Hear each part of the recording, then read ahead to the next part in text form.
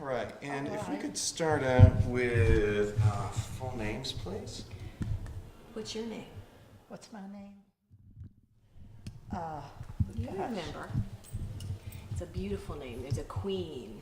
Yeah, I know. Here, I'll mention it. Do you remember? No. You are Ann Whitmore. Oh, I'm Ann Whitmore. She has to do this every now and then. It's okay. I stopped the other day and went, okay, hold on, what's my birthday? That's right. And you know when somebody asks you like that, it really does kind of frighten you. When did you notice that you were having trouble first remembering things? Like maybe your name, and it's like, oh, what's my name? Or You know, I don't think it ever bothered me. But it's the truth, isn't it? Yep. I don't think it ever bothered me. I just went on about my business. Yep. you find ways to kind of cope Sure, with it. Sure. Mom would say, Kelsey, I don't know how to make numbers anymore. Can you help me write my checks? That's exactly right. But I didn't let it overcome anything. No. Nope. I just went on with my life. She did.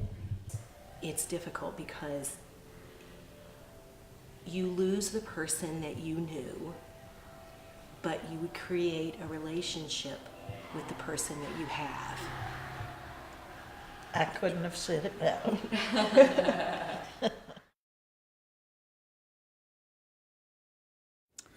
I met Mary in high school. She was a freshman.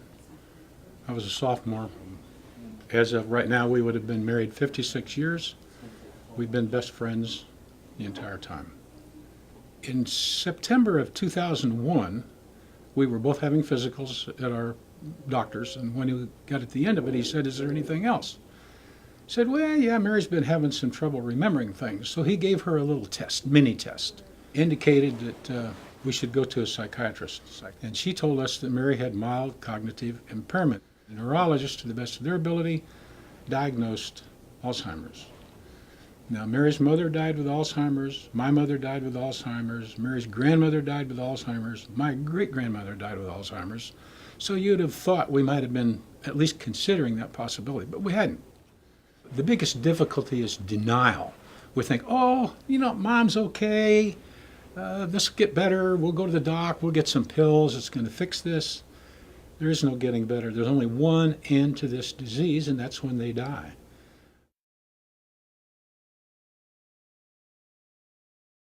I took my mother in full-time about 6 months ago, and at 57 and a half, she just couldn't function anymore. She was a Georgia State Trooper for over 30 years, very independent, very strong-willed, and didn't tell anybody for 2 years. They found out on her job she literally could not function on her job anymore. They had put her on administrative leave pending some type of diagnosis or saying that she's cleared to work. And you would call her and ask her simple conversations. Mom, how you doing? I'm doing fine, no problem.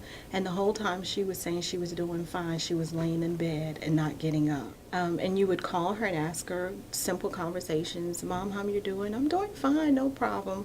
And the whole time she was saying she was doing fine, she was laying in bed and not getting up. Because I'm going to have to make the tough choice to give up caretaking, which I thought I could do. I thought that, you know, I can handle this. This is my mother. This is not impossible. She took care of me. Why not take care of her? It took a toll on me. I had to go to the emergency room because my blood pressure dropped drastically, and I suffered from severe dehydration and exhaustion. And I'm also taking care of my family full time. It's just so much you can do. It's just comes to a point where you realize you're only one person, and once you've done all you can do, then you have to allow the professionals to step in and give her the appropriate care so that you can be around to be there for her.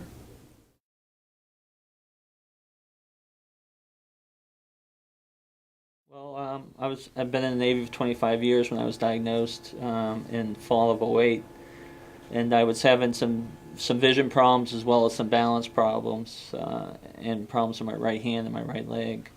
And I worked in a medical facility, so you can't get away with much there when you walk in the hallways and you know, you stumble or you trip or you're having issues, and so it was pretty easy for, my boss to say, you need to go see someone. What's going on? I thought I just had the flu, and it was just taking a couple more days than normal. But it was found out fairly quickly that there was something going on with my brain, and then they sent us up to UVA and found out the diagnosis was a type of dementia similar to Alzheimer's, and that there wasn't a very good prognosis, there was no cure, and that the lifespan was about 6 to 8 years.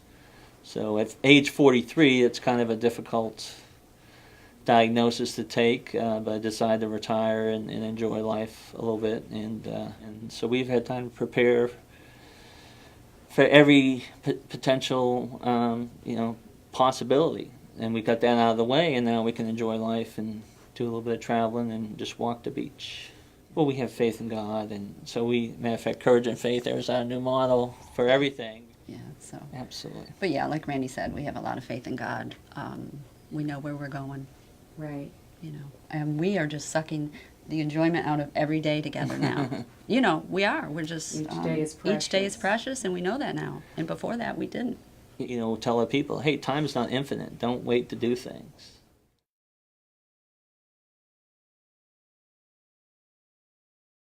The Alzheimer's Association is about providing help for today and hope for tomorrow.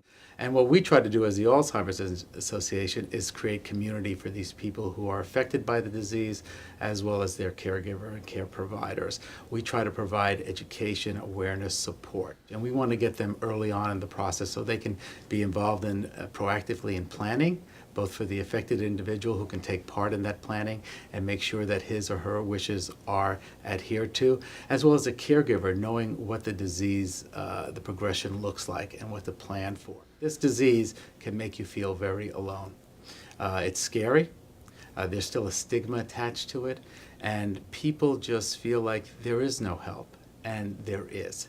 There are over 100 drugs in various phases of FDA trials right now. So early diagnosis is critical. Right now, federal funding needs to be increased for Alzheimer's research. Cancer is funded at $6 billion, and you can see the great strides they have made over the years because of that funding. Alzheimer's disease has been funded at $480 million. So you see the disparity there. And when you consider that Alzheimer's disease affects 1 in 8 65 and older, and you have 77 million baby boomers coming of age in the next 10, 20 years, you can do the math what this will do to the healthcare system, the economy, and these families.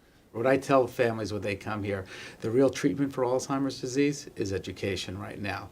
Those drugs will come to fruition, those disease-modifying drugs will happen in the next, hopefully within the next 5 years. But right now, education is a critical component. So getting connected with the association, having people feel like there is support, having people know that they can talk to someone who can empathize and understand and listen is the treatment today.